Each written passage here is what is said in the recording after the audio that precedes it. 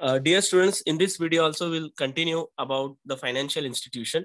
That is, the first is ECGC, that is Export Credit Guarantee Corporation of India.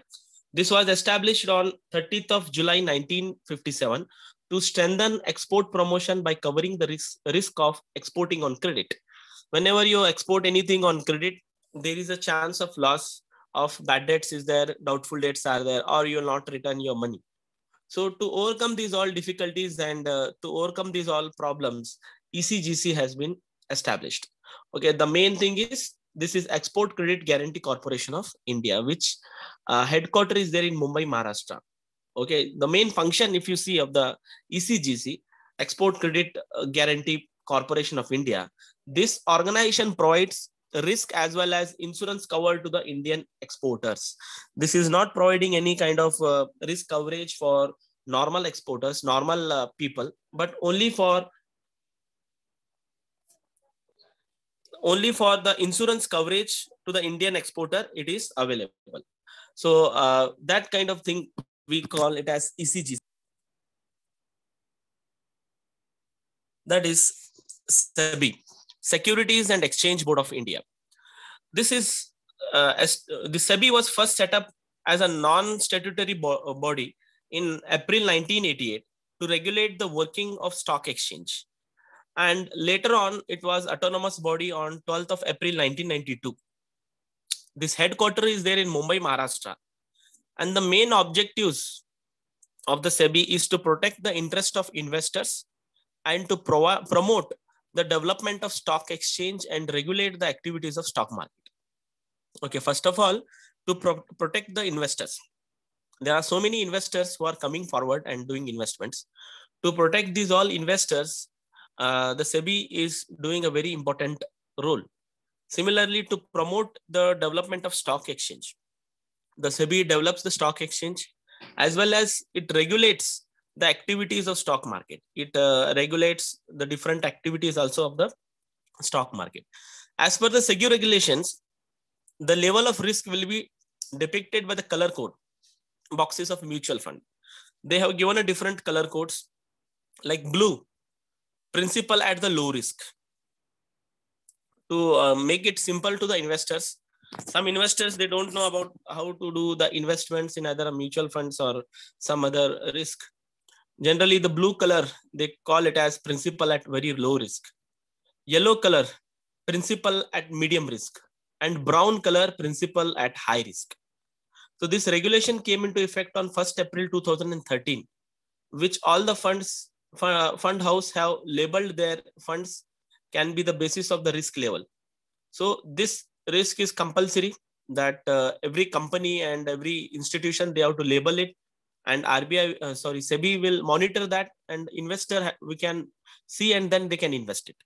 This regulation is also tells about the risk level and of the different organization or a company.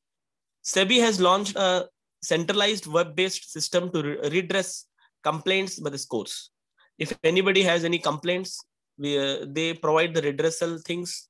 They provide the solution for these all complaints by a particular thing called as scores. The main function is SEBI is security market regulator in India. So like monetary market, we have RBI. Similarly, for security market, there is SEBI. So this is also the institution which is a very important institution for the entrepreneurs, because today he is just an entrepreneur. Tomorrow he want to start his own business with a huge amount of investment. There he requires share capital for that. So SEBI's help is required in that case. Then similarly, IRDA is already repeated here again. Then Exim Bank, Export Import Bank. This also helps a person while if he is doing any kind of export and import. So this was established on 1st of January 1982 as Exim Bank of India Limited Act 1981. The bank lays emphasis on extension of lines of credit, and it provides the different kind of things like the credit to finance for the promoters of exporters, as well as to promote high-tech export from India, to have a finance on research and development, activities of export-oriented companies. So these all are the basic objectives of export bank. The authorized capital of export import bank is 200 crores. When it started, right, their authorized capital was 200 crores and their paid up capital is 100 crores, wholly subscribed by the central government. Full 100 crore is subscribed by central government. So no, it's not like it is issued to the public. Now this Export Import Bank of India is principal financial institution in India for coordinating the work of institution engaged in financing export and import. So now this is the highest authority for those who are dealing in export and import, and the institution and finance which are dealing in import and export, and to tap domestic and foreign market for resources and undertaking development and financial activities in export sectors, right? They will tap the different markets here, different resources in the domestic country as well as in the foreign country, and they will try to take the help of them and undertake development and financial activities for the sake of export. Ultimately, exporter also need some finance or money. Importers also need some finance. So these Exim Bank are ultimately bank which are going to help them for these all export and import related activities. Then ECGC Limited, this is Export Credit Guarantee Fund, which is already repeated. Then comes National Payment Corporation of India. Okay, so this was incorporated in December 2008 and certified of commerce of a business was issued in April 2009. So if you see the features, main features of NCPI model, this is first of all AEPS, which is Aadhaar enabled payment system. So whatever payment you are doing, it's been seen and monitored by this authority as per your Aadhaar enabled payment system. It is a new payment services offered by NPCI to bank financial institution using Aadhaar number and online UIDAI authentication through respective business correspondence services center. RBI is approved by pilot of AEPS. So which means this is a bank or institution which helps in the payment of different things. And this is Aadhaar enabled payment system. And immediate payment system is also there. So it is over the model 24/7 interbank electronic payment system, NEFT, RTGS, and similarly customer use mobile instruments, internet banking system, or ATM channels for accessing their bank account, placing interbank fund transfer, or various other things. So these all are helpful for all the kind of things. And presently, this National Payment Corporation of India, they have 10 crore promoter banks like SBI, PNB, or various other banks like Canara Bank, Union Bank, ICICI, HDFC. So various other banks are there. And it has all retail payment system also like UPI, BHIM app, Bharat QP code, right? Various other things are also considered here. So it's manages and controls and monitors all these all kind of electronic transfer, fund transfer. Then comes the next is DICGC, which is Deposit Insurance and Credit Guarantee Corporation. So the main objective here is to insure all deposit savings funds, current recurring, except the following. So the main help of this is to deposit your insurance, right? To have an insurance of the deposits. And it can be for fixed, current, and recurring, except deposit from foreign government, state and central government, interbank deposit, and deposit of state land development banks with the state cooperative banks, or any amount due on account and any amount exempted by RBI. So this is a kind of insurance which is maximum up to 1 lakh for both principal and interest held by the customer as on the date of scheme of merger, reconstruction, or cancellation of bank license come into force. See, many people, they will have a problem that suppose somebody has kept a deposit in a bank. Okay, now the bank has been closed. Government has a right to close a bank. So if the bank is closed due to some or other reason, the license of the bank has been cancelled. In that case, the customer should not lose his entire money. The DICGC, that is insures up to maximum of 1 lakh. Up to 1 lakh, it provides the insurance. to the people, which means up to 1 lakh he will get. Remaining everything he will lose it. But it does not provide for foreign government, like foreign banks if you have invested, or deposit of the central or state government. Central or state government, if they are depositing, that is not considered. Interbank deposit, that is also not considered. Apart from that, it provides deposit of savings, fixed deposit, recurring deposit. All these kind of deposits are covered by the thing called as DICGC. Next is GIC, that is General Insurance Corporation.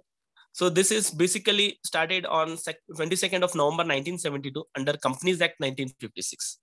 Now GIC, General Insurance Corporation, headquarters is there in Mumbai. The sole thing is to reinsurance company in the Indian insurance market. That was the sole reason. The insurance was existing, but to reinsurance of the company.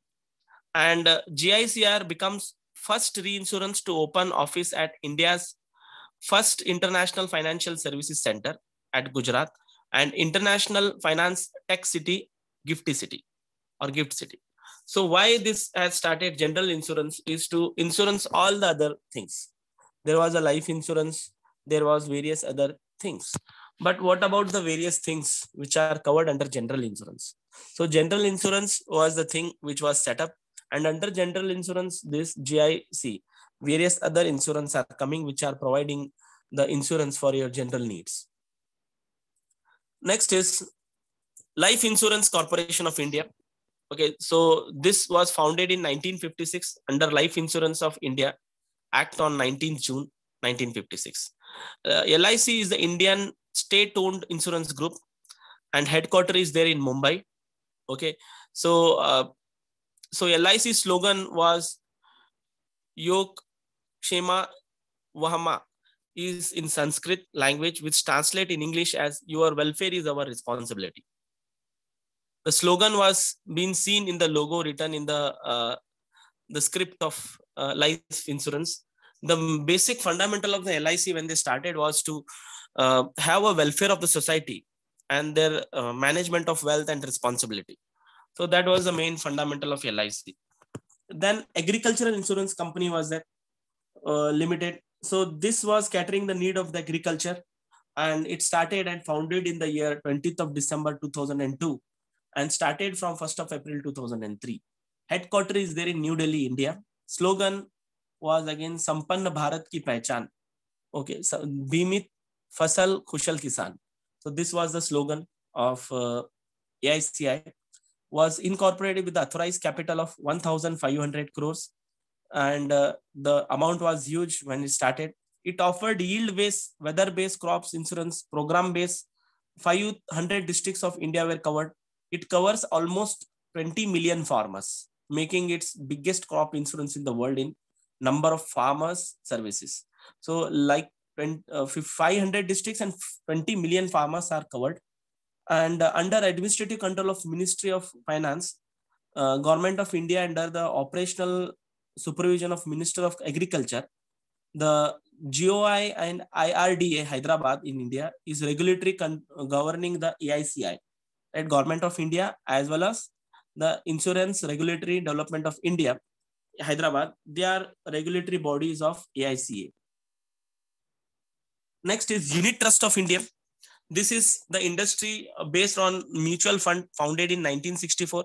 Headquarters is there in Mumbai. And so slogan of this is Hak Ek Behtar Zindagi. Okay, the Behtar Zindagi, for that they started it, that slogan. UTI is a financial organization in India, which was created by UTI Act passed by the Parliament of India on December 30, 1963, under the direction of Kol Akash Bail.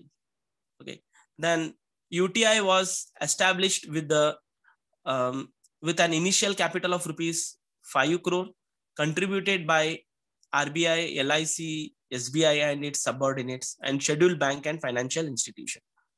Okay, so this was about UTI. Then comes the next bank is Central Depository Schemes Limited.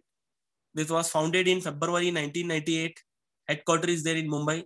It is the second Indian central security depository. Yes, CDSL holds securities either in certified or uncertified form to enable book entry transfer of securities. Okay, CDSL is the mainly promoted by Bombay Stock Exchange Limited, that is BSE. NSDL is the oldest one, and it is the first and the largest electronic security depository of India. Founded on 8th of November 1996, headquarters is there in Mumbai. It is established a national infrastructure using international standards, and it handles more of the security held and settled in dematerialized form in the Indian capital market, right? From the thing, it also does all kind of dematerialization, rematerialization, so various things it does. So it is promoted by IDBI, UTI, National Securities, National Stock Exchange, some of the prominent banks, and NSDL. Then comes National Institute of Bank Management. So this is the RBI fully owned in subsidiary. It is an Indian Institute of Research, Training and Consultancy in Banking Finance. The campus is self-contained with the residential and educational facility providing, it is registered a society under Societies Registered Act 1860. It was established in 1969 by the RBI. So it is consulted with the Government of India as an FX institution for the Indian banking system. The main reason of starting this is to provide the training, to provide the research, consultancy in all cases of banking and financial industries. Next is non-banking financial companies. Okay, non-banking financial companies, these are companies registered under Companies Act 1956 with the minimum net owned of 200 lakhs engaged in the business. They are taking loans and advances, acquisition of shares is done, debenture is done, hire purchase is done, leasing is done, business is done, chit funds are being done. So these all now non-banking financial companies can't accept demand deposits. They can't take demand deposits. So, and they can't lend more than 25,000 in cash against gold. And they can't, these doesn't form any part of payment settlement system, like issue of check, drawing of check, a payment of check. These all things they can't be doing because this is not a bank. Similarly, they can commence or carry on a business of non-banking financial institution without obtaining a certificate of registration with RBI. So they don't have to get a certificate of registration from RBI because these are non-banking financial companies. And with the asset size of 500 crores are considered or more are considered systematically important NBFCs. So if any asset size is like 500 crores or more, such banking are called as systematically important kind of NBFCs. The next is non-operating financial holding companies. So these non-operating financial holding companies were started from 7/4/2014 as a financial institution that operate financial holding companies will be separate category of NBFCs, separate from that of NBFCs. And this is set up a new bank only through a whole owned NOFHO, which will hold the banks as well as the other financial services companies regulated by RBI or other financial sector regulators, right? For holding them responsible, this has been started. Next is Pension and Regulatory Development of India. So that is PFRDA, Pension and Regulatory Fund Regulatory of India. It was established by the Government of India on 23rd of August 2008. And it is basically for pension and pension sector or various other things related to pensions. And this is for old age income securities, for establishing, developing and regulatory pension funds to protect the interest of subscribers, and pension funds responsible for appointment of various intermediaries such as CRA, that is Central Record Keeping Agencies. So this is all work done by them. The next is Employees Provident Fund or Employees Provident Fund Organization, which is the headquarters is there in Delhi, head office. And it is a statutory body of Government of India under the Ministry of Labor and Employment. It administrates a compulsory contribution provident fund scheme, pension scheme, insurance scheme, various things. On 1st October 2014, PM Narendra Modi launched universal account number of employee covered by EPFO to enable PF number portability. The Employee Provident Fund and Miscellaneous Provision Act 1952. This has came into force on 4th of March 1952, right? And the board is chaired by the Union Labor Minister of India and the chief executive of EPFO. EPFO Act is not, earlier it was not applicable in Jammu and Kashmir, but now it is also applicable in Jammu and Kashmir.